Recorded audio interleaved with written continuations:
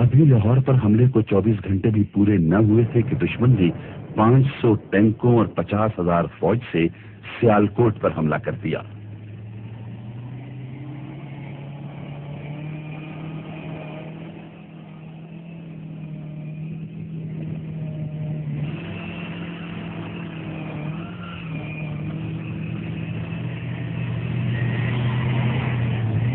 جویندا کے میدان میں انسان نے فولادی ٹینکوں کے مقابلے میں جو تاریخ لکھی وہ ہمیشہ سچے جذبوں کی فتح کا ثبوت بن کر چمکتی رہے گی۔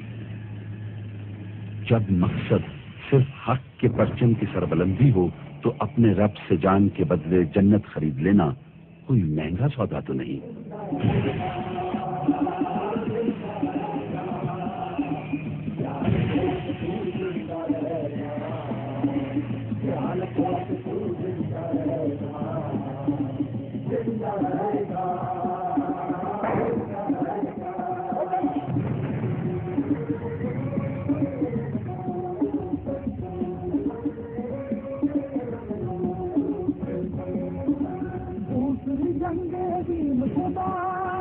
سیالکوٹ کے محاذ پر بھی قوت ایمانی عسکری قوت پر غالب رہی اور یہاں بھی دشمن کا خواب پورا نہ ہو سکا۔ جویندا کے میدان میں جذبوں نے فولاد کو پگھلا دیا۔ حق ایک بار پھر جیت گیا۔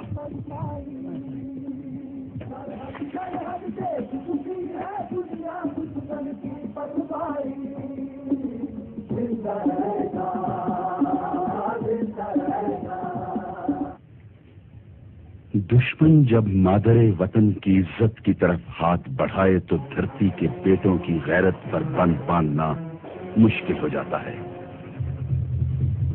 6 ستمبر کے سورج کی سرخی ابھی قائم تھی کہ سلیمان کی سیکٹر کے کمانڈر نے دشمن کی پیش قدمی کا انتظار کیے بغیر آگے بڑھ کر دشمن پر کاری ضرب لگانے کا فیصلہ کر لیا۔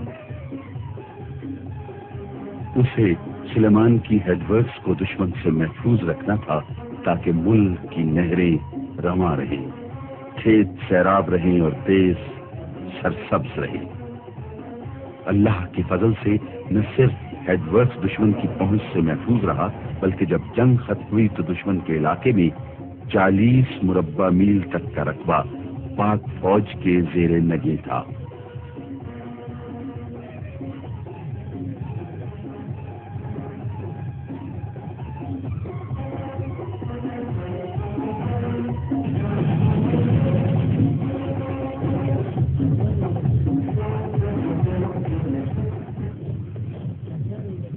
بھارتی فضاؤں میں 18 سال بعد ایک بار پھر مسجدوں سے تکبیر کی آواز گونجی۔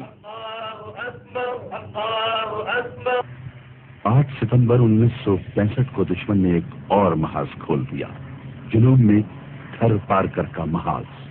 اس کا خیال تھا کہ پاکستان کی افواج کو کشمیر سے سندھ تک تقریباً 1500 میل لمبی سرحد پر پھیلا کر کمزور کیا جا سکتا ہے، لیکن یہاں تو صرف افواج پاکستان ہی نہیں، پوری قوم دشمن کے مقابلے میں سینہ سپر تھی۔ گجروں کی چوکی پر بھارت کے قبضے کے بعد پاک افواج نے جوابی کارروائی کا پلان تیار کیا اور فوج کے ساتھ لڑنے کے لیے 1000 رضاکاروں کی خدمات کی درخواست کی گئی۔ جواباً 50,000 حر سر پر کفن باندھے دیش کی حفاظت کے لیے حاضر تھے۔ تھر پار کر کے تپتے صحراؤں میں دلیری کے وہ باب رقم ہوئے جو آزادی کے متوالوں کے دلوں کو ہمیشہ گرماتے رہیں گے۔